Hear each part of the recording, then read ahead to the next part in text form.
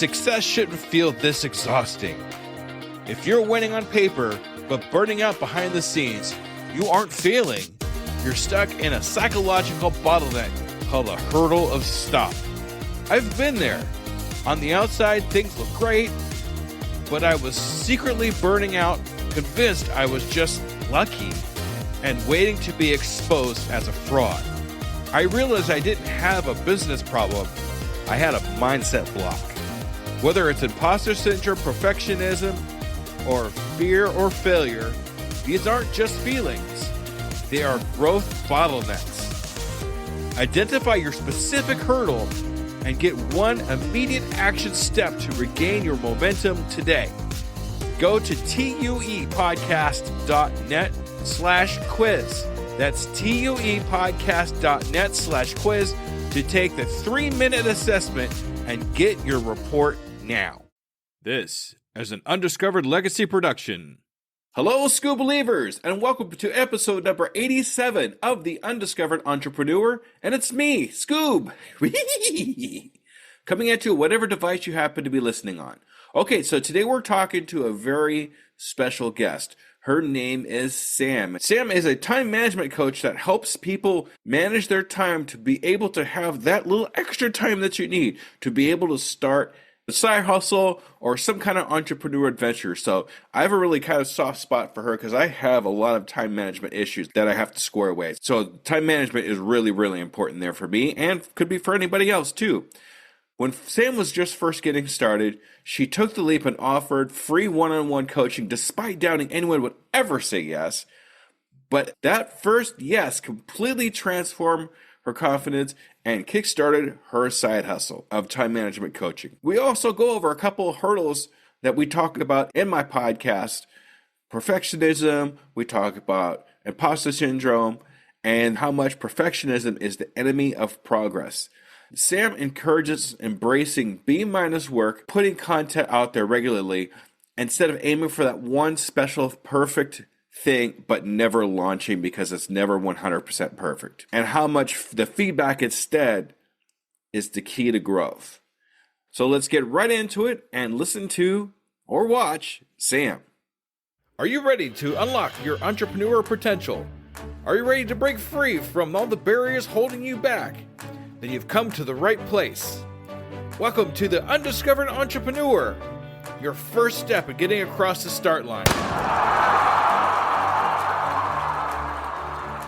I'm your host and guide, Skoop, and I'm here with one mission: to help you overcome the obstacles standing between you and the start of your adventure.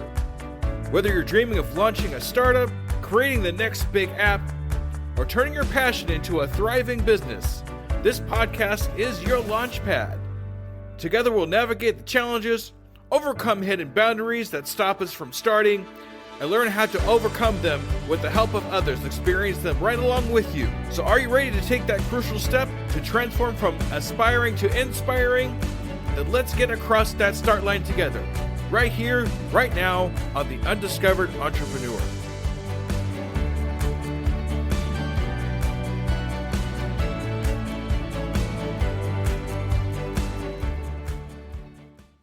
Salutations, Skoop believers, and we're here again with another amazing entrepreneur. Today we are here with Sam. Hi, Sam. How are you?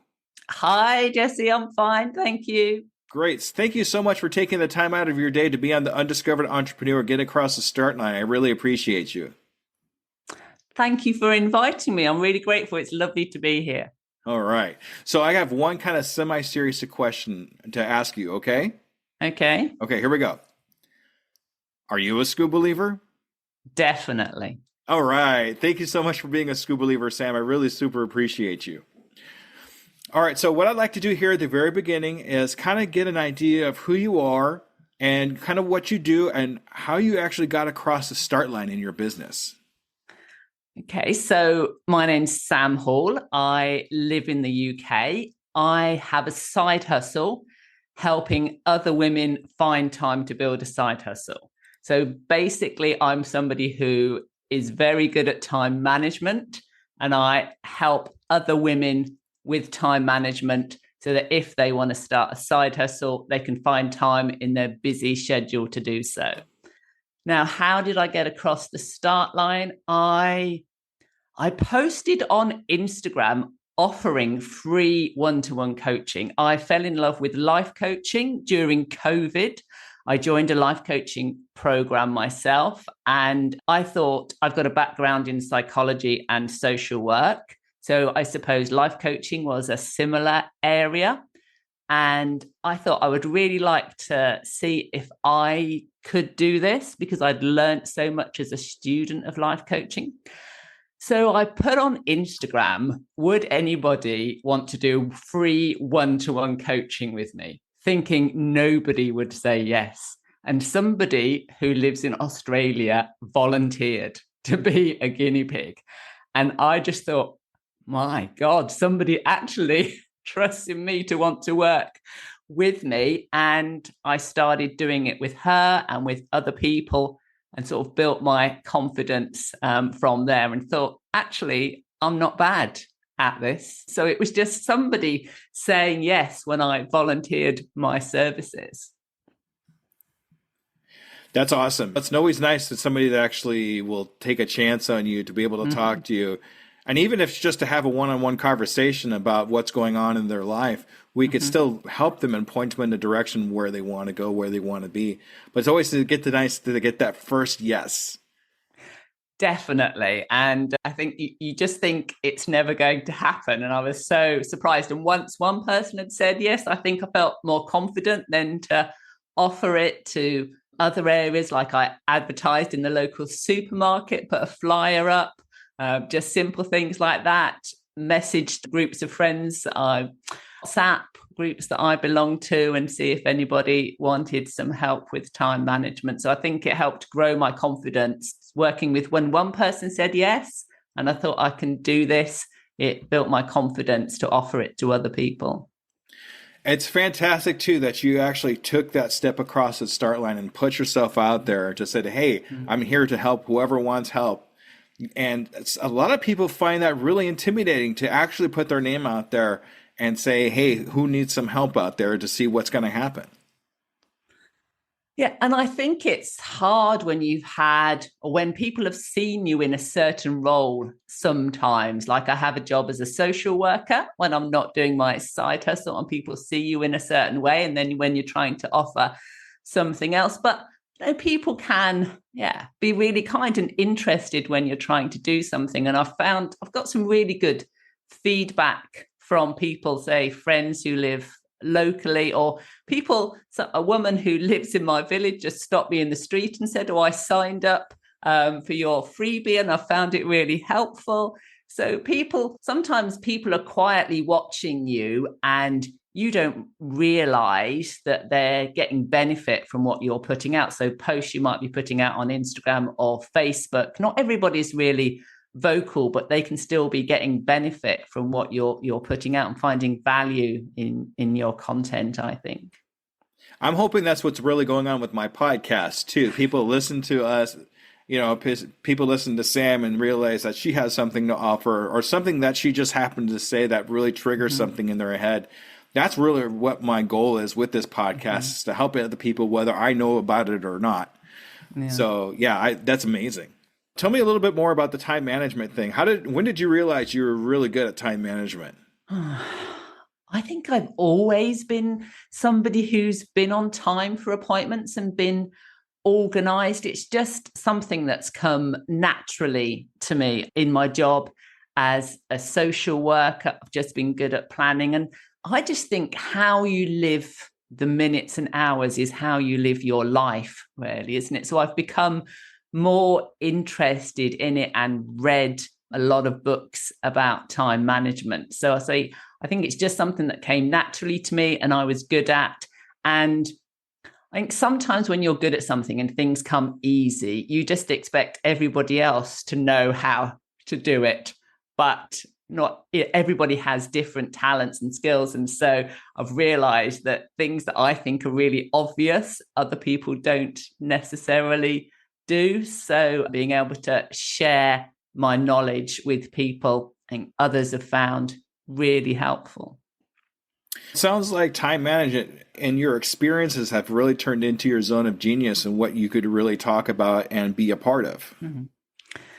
Yeah, say definitely. I think specifically, I look at it from people who want to start a side hustle.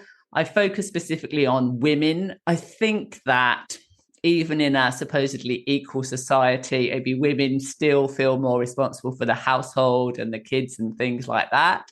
So I talk about organizing home life and just things like cooking and looking after the house, homemaking stuff, so that women can find time around that for a side hustle.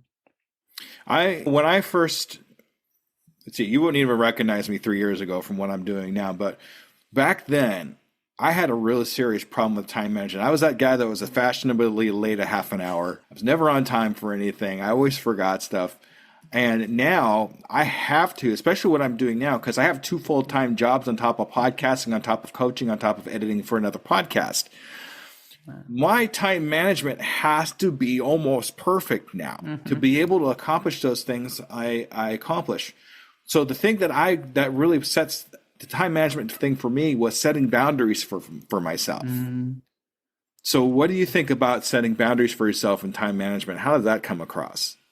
It's about prioritizing it and deciding what's important. When I talk about boundaries in the post that I share, I talk about protecting time. So women who want to start a side hustle, I say, if you're taking the time to plan the work you want to do, and that can be true of any work, like in your day job, if you're working and you've got constant interruptions, you're not going to get anything done. And so, because it's things like constant emails, your phone buzzing with notifications, that's always other people's priorities, isn't it? They want information from you. That's why they're sending you an email or sending you a message on WhatsApp, whereas your priority is to get on with something else. And I think if you have those boundaries, protecting your time from those interruptions, then say, for example, in my day job, I can finish work at 5 o'clock because I've been able to focus on what are my priorities and what's going to move me forward. And I'm not bringing that home so I can have the time to work on my side hustle. I also look at interruptions from friends and family because, say, women who are working the evening on their side hustle, there's going to be the kids coming in asking, what are we having for tea? Or where's my favorite t-shirt? Is this ironed? Things like that. When you're working from home, you're going to get interruptions that you're not going to get when we all worked in an office. Because if you're in the office, your kid wouldn't turn up at the door asking for their mum, saying, what are we having for tea tonight? But when you're at home, maybe working at the kitchen table, the kid's going to interrupt. So I talk about trying to educate your family to recognize that that's important time for you and basically not to interrupt you unless the house is burning down. Or somebody's bleeding. That's the other one too. Yes, that's what I tell my kids too. Unless the house is burning down or somebody's bleeding, don't bother me. Yeah, that's another good one. That's great. Yeah, having those boundaries, setting those things for yourself. With my tight schedule, I definitely had to say, okay, on Tuesdays and Sundays between this time and this time, I'm doing my podcast, so please try not to bother me. So yeah, you make a great point in that. Excuse me. All right, so I know you said you were just kind of getting started with this, with your coaching, but what do you think actually stops entrepreneurs from getting across the start line? Fear of failing, I would say. Yeah. Fear of looking stupid. Nobody's going to be interested in what I've got to say. Nobody's going to listen. I'm going to be rubbish. I think part of me still has that sometimes when I give talks in Facebook groups, but had some really good feedback. I think it's about, as they say, feeling the fear and doing it anyway, because my day job I've been doing for 14 years. So I know that like the back of my hand. And even though there's things in that are really difficult, I've been doing them for so long that you just get on with it. You don't have that same anxiety. I think you have to, however anxious you feel, the more you do it, the easier it gets.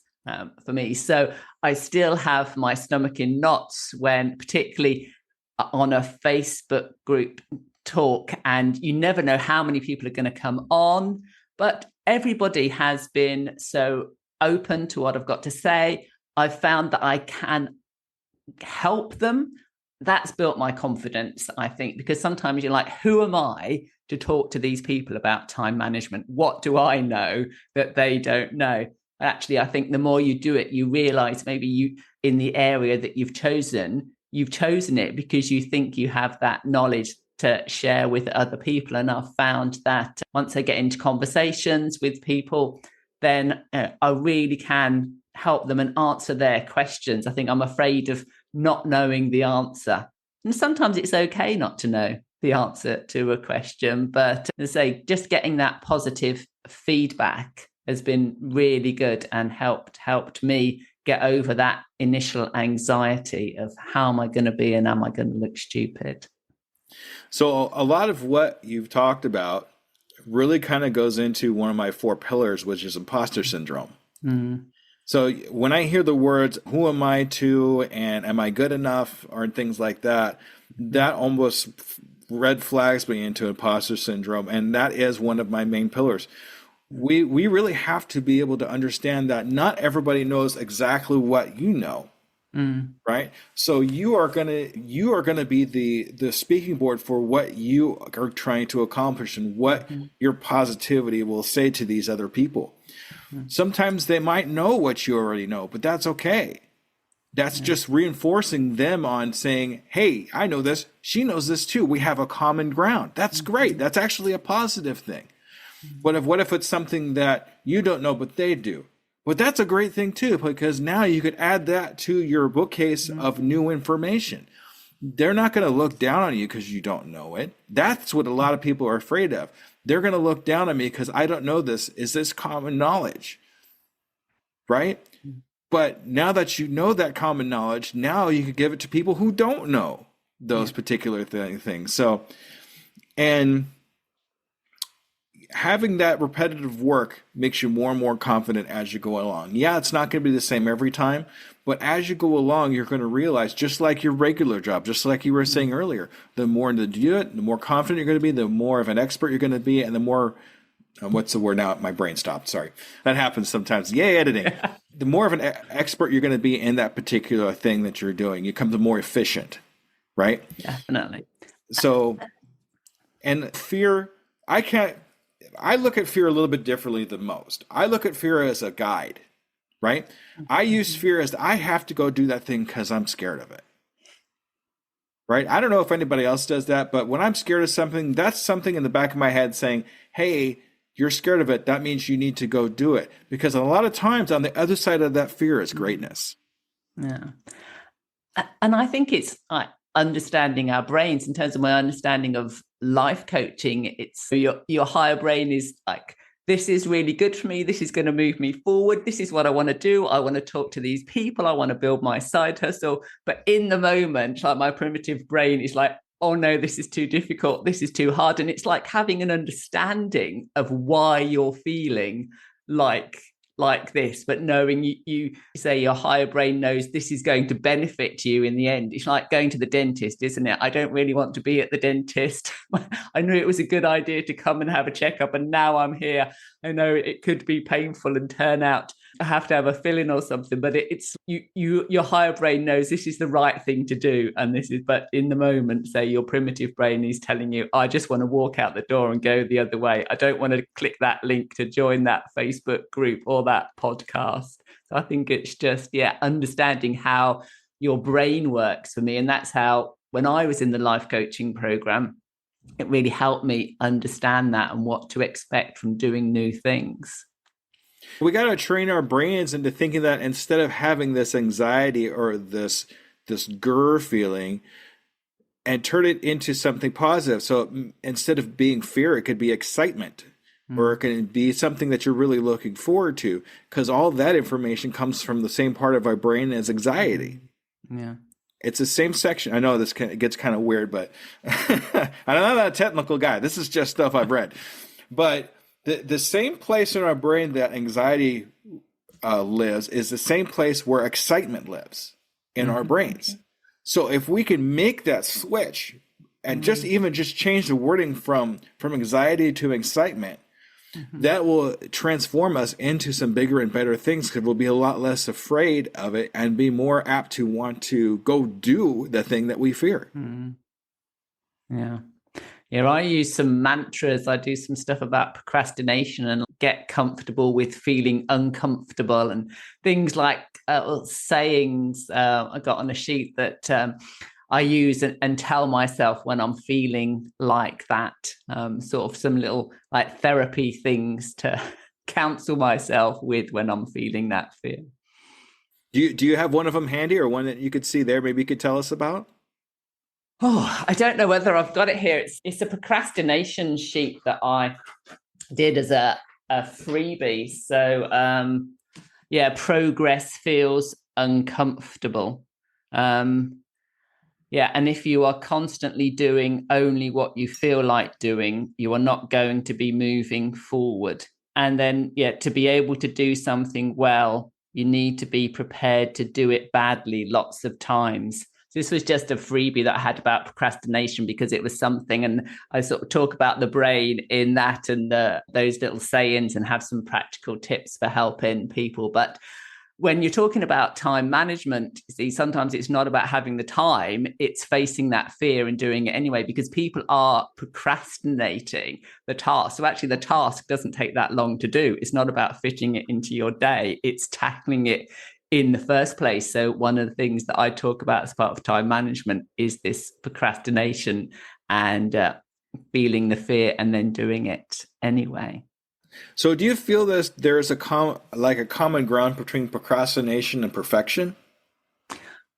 I think that being a perfectionist, one of my other sayings is it's okay to do B- work. So sometimes writing blog posts or putting social media posts out there, people, again, their fear of failure, of looking stupid, they're like, this post has got to be perfect, but nothing is ever going to be perfect. And I'm like, it's better to put out a post every day that's a B- post than an A* post like once a week. I think it's getting comfortable with that and producing that work and putting it out into the world, because otherwise you're never going to put anything out there, because nothing is ever going to be perfect. Yeah, agreed 100%. We're better off putting something out there than nothing and just waiting for the planets to align or this perfect situation to come across before we put anything out there. Be okay with it being kind of okay, and then get feedback from that and learn from that and see what other people are actually saying about it, and then make adjustments from there. Then you're going the right way with it instead of just kind of guessing if it's going to work or not. Yeah.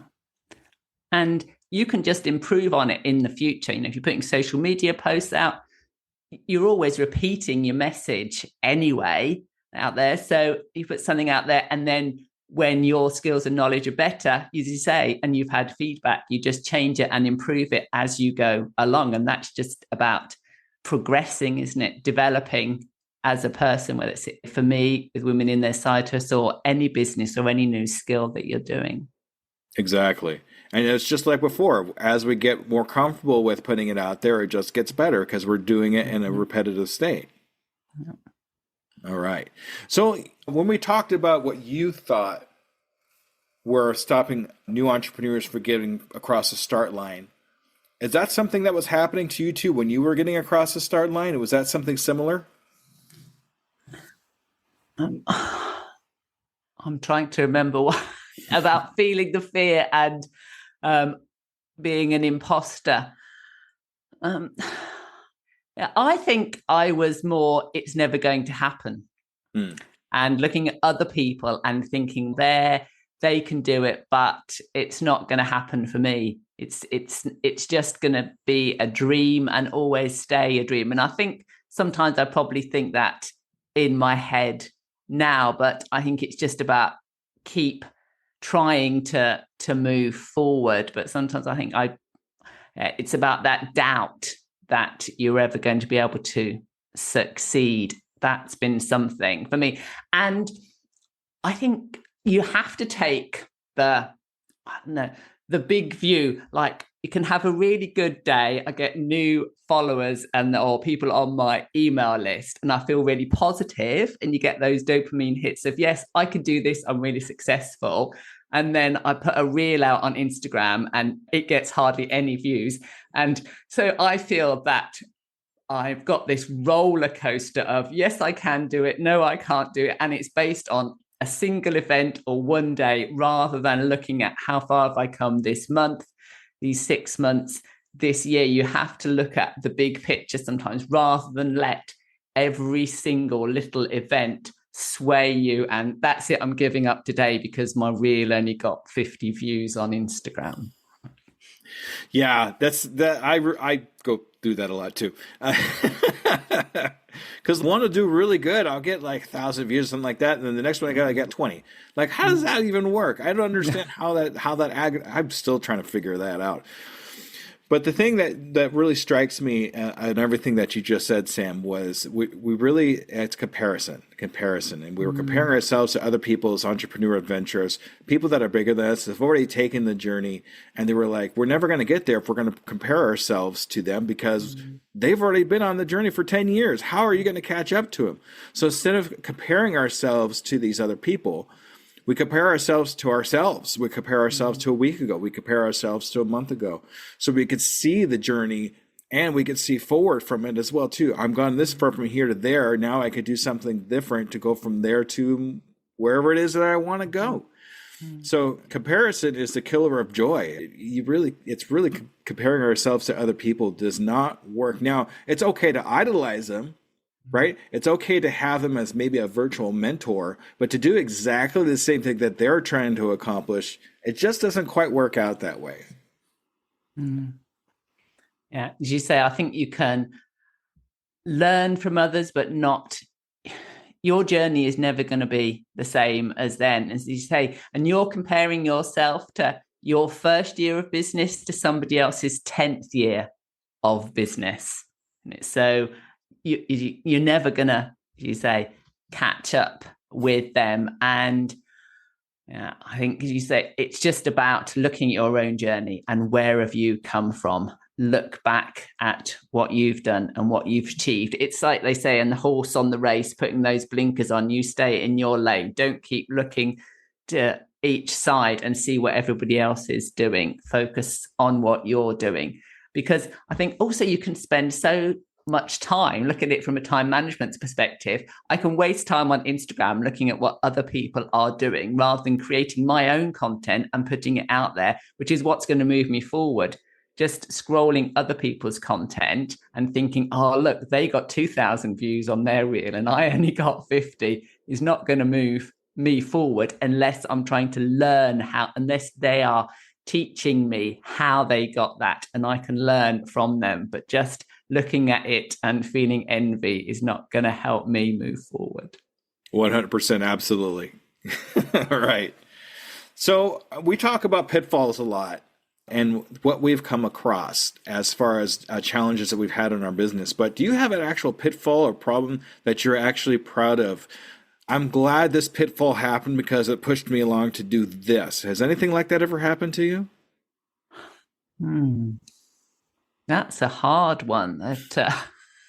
I tried to think of something off the top of my head I can't in the moment think about anything. Something will probably come to me afterwards that I'll think of or as we're talking, but that's usually when the best stuff pops up is after the interview is over, right? Yeah, definitely. But I can't think of anything at the moment bad that has happened. And then I think I'm glad that did, and that has moved me forward. No, sorry. No, that's okay. How about this? How long have you actually been in business? Your side hustle has been around for how long? My side hustle has been around only for about a year that I've been posting, but it's only recently I say my side hustle. I think I've been promoting freebies, building an email list, and now I've recently, in May of this year, recorded a course and released that. So I'm selling my course. So I think I've just been looking at it as I'm building an audience, building my knowledge, developing my confidence, and then actually selling something is only May of this year. So in that time, what is your biggest accomplishment? Is it the course that you're putting together, or what has been your biggest accomplishment so far? I think doing just being prepared to put myself out there, really. I try and like people see me. I talk on Instagram a lot on stories, and I try to just do that. And people say to me when I see them, I go to some in-person networking events locally, and people say, "Oh, you're just like you are on stories, and you're always talking on there." And they won't put themselves out there. They are just taking pictures and stuff like that. And I just really try and be brave, and because I just think things like that last 24 hours, does it matter? But I think just also approaching people, putting myself forward for things like this, for podcasts, Facebook groups. Some people never come back to you, other people do. I think, what's the worst that's going to happen? So I try and get out of my comfort zone and say, volunteer for things or approach people and ask if they'd be interested in having me do a talk. And it's amazing how many people it's trying to not be fearful of having those no's, either ignoring you or come back and saying, I'm not interested. So really just try and think, actually, all of those no's are good because it means I've asked a lot of times, and some of those are going to be yeses. No, sometimes could be a good thing. I said that on a podcast a couple weeks back, but no, it could be a learning experience if you handle it the right way. Mm-hmm. So if somebody says no to you and you've worked with them for a little while, I think you've earned the right to ask, how come? Mm-hmm. How come is it no? Then if they're good people, not always the case, but if they're good people, let's say because of this, and now you know that this is something that you could work on. It's something you can improve on. So the next one will be a lot less likely to be no if you come across the same situation. Mm-hmm. So no, even though right from the very beginning, it seems like a negative thing. Mm-hmm. But in actuality, once you actually sit down and think about it, no can be a positive thing too.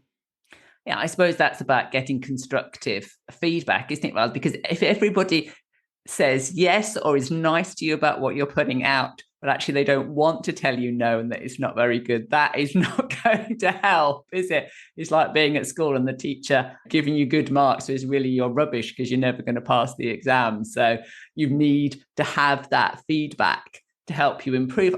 It's about being prepared to be a lifelong learner. When we're children, we're just used to learning. We're used to being judged, getting things marked. You do your driving test, you're used to stalling the car, just doing things wrong. And then when you become an adult and you've been competent, whether that's in your career, and then you step outside of your comfort zone, it's just not natural anymore. We've lost that ability to be learners. And I think it's when you starting any business or anything new, you have got to be prepared to be a learner again and to be rubbish, but to practice, and you will get better.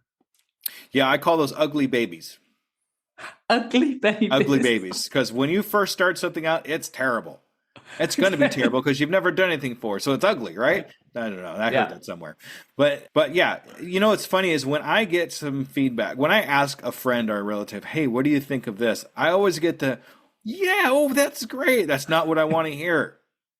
As much as you want to think about, you want it to be like so positive, in the back of my head is, no, tell me something I could work on. Tell me something, tell me something's bad so I know I could go back and I could fix it. As much as getting positive feedback is awesome, at the same time, it's not always what I'm looking for. It's not the niceties that I'm looking for. I want that constructive feedback so I can improve things. Yeah, and I think when people give you feedback, they've probably taken a lot more time to look at, like in my day job and I write reports for work, if my manager reads it and they come back and they say it's fine, I'm like, no, tell me more. I want you to show me that you've read it. And then these bits are really good, but you need to think about this more in these sections. So people have actually taken the time to really think about what I've produced. Whereas if they come back and just say it's fine, have you really read it? And there can't be everything that's good about it. There must be some things that can be improved. Exactly. And that's what we look for as content creators and people that want to help other people. All right. So I all my listeners on my podcast, or most of them anyway, I think, are all brand new entrepreneurs. Mm-hmm. So what kind of advice would you give to a brand new entrepreneur that comes up to you and asks for advice? What would you tell them? I would say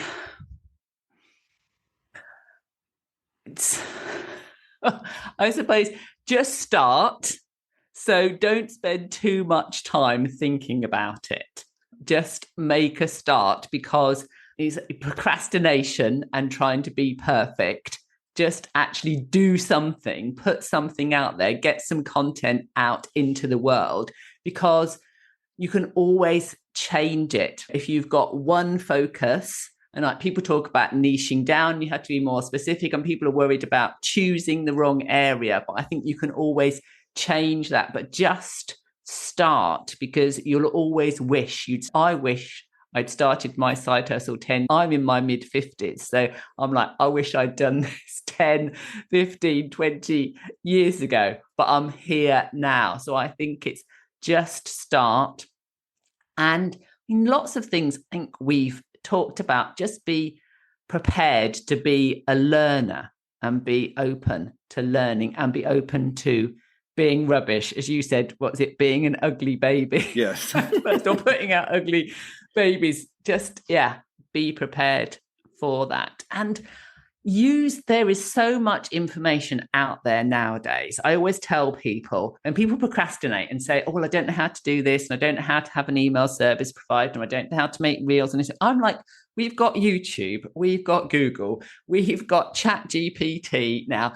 There are freebies galore that people want to give you to get you onto their email list. There are free courses. There is so much information out there. So sometimes people will say they put themselves in these mindsets of, I'm not techie, I'm not this, so I can't start a side hustle, I can't start a business. It's just, you can learn so much from the internet, more than any other time in the history of humankind, I would think. So that is not a reason. You will find a way. Who is it? Marie Forleo. Everything is figure outable. I think I listened to her audio book. And I think that's true. If you're determined enough, you can learn anything on YouTube, I think. YouTube University. Look it up. Yeah. Yes. Okay. That's fantastic. And I got to tell you, I'm not a technical guy. I am definitely not a technical guy, but if I'm able to put together a podcast, anybody can. Yeah. And it's kind of the same idea too. I looked it up in a book. I watched a YouTube video. I figured it out, and now I'm doing this. And yeah, I wish I started a lot sooner too. I'm going to be honest with you, Sam. I heard a proverb, the best time to plant a tree is 20 years ago, but the second best time to plant a tree is today. Yeah. So do it now. Yeah. Okay, so I do this with all my guests and put together a 6-month goal. So where do you see you and your company in the next 6 months, Sam? In the next 6 months, I plan to have, at the moment, I'd say my course is a basic mini course, I call it, because it's 6 bite-sized lessons.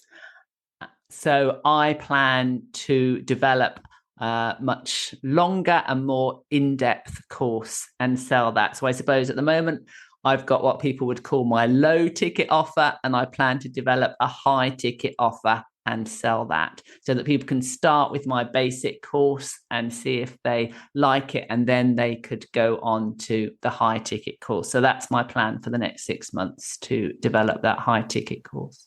Awesome. That's great. So what I'd like to do with you, Sam, if it's okay with you, I'd actually like to have another interview with you in 6 months. Okay. See if you've reached that goals and see what changes have come across in those 6 months in your business. Is that okay? That sounds wonderful. All right, because now you're not just accountable to me, but you're accountable to everybody that's in my audience, okay? Isn't it? Yeah. Well, that's great. All right, Sam, this is your time to shine. This is the time I want you to advertise yourself. I want you to tell us how we get a hold of you. And if you can, give us how we get a hold of some of these freebies that you got going on, and maybe even that little mini course you were talking about.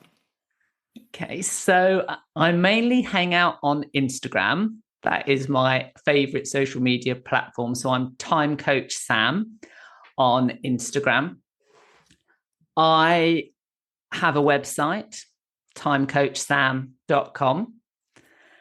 I have a freebie, which is basically 30 tips and techniques about how to organize your life so you can find time for a side hustle.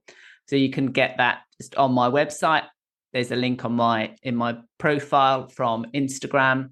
I also have that procrastination cheat sheet as one of my freebies. That is not on my website, but it is on Instagram. So, and then my mini course, that's linked on my website and also on Instagram. All right, fantastic. Sam, thank you so much for taking the time to be on the Undiscovered Entrepreneur. It's been an absolute pleasure talking to you today. Thank you very much for having me, Jesse. It's been great. All right. All right, Skoop believers, make sure you stay tuned for the wrap up. Okay, everybody, thank you. Bye-bye. All right, ladies and gentlemen, that was Sam. What a great conversation we had with Sam. And she made some great points about embracing your fear, about perfectionism. We really hit a lot of great points, but the one thing that really kind of stuck out to me is embrace your fear and just start your entrepreneur adventure. Even if you doubt your abilities, just take the first step. Put yourself out there, offer your services, even if it's for free, and build confidence through that experience, because that's the only way we're going to be able to show that confidence is gathering that experience and knowing that you could actually do what you set out to do. And always celebrate the small wins and focus on your own progress, not the progress of other people, because a lot of other people that you're going to be following are going to be a little bit further along than you are, but that's okay. Instead of doing that comparison, compare yourself to yourself, just like we talked about in the interview. And remember, comparison is the enemy of joy. So track how far you have come and use setbacks as opportunities to learn and improve. So when we do have those failures, we learn from those failures. And we use those failures to improve on what we're doing to get across that start line. All right, ladies and gentlemen, thank you so much for another great episode, and I will see you next week. Goodbye for now. And there you have it, future entrepreneurs. We've taken another step towards our journey to get across that start line. Remember, every great business starts with a single idea and the courage to pursue it. You've already shown that courage by joining us here today. As we wrap up this episode of The Undiscovered Entrepreneur, I want to remind you that the start line isn't as far away as you might think. With each bit of knowledge you gain, each fear you face, you're getting closer to launching your dream. Until our next episode together, keep pushing, keep dreaming, and most importantly, keep taking those steps across the start line. They'll all add up to big strides in your entrepreneur adventure. This is Skoop, your guide across the start line. Remember, your future is waiting. I can, I am, I will, and I'm doing it today.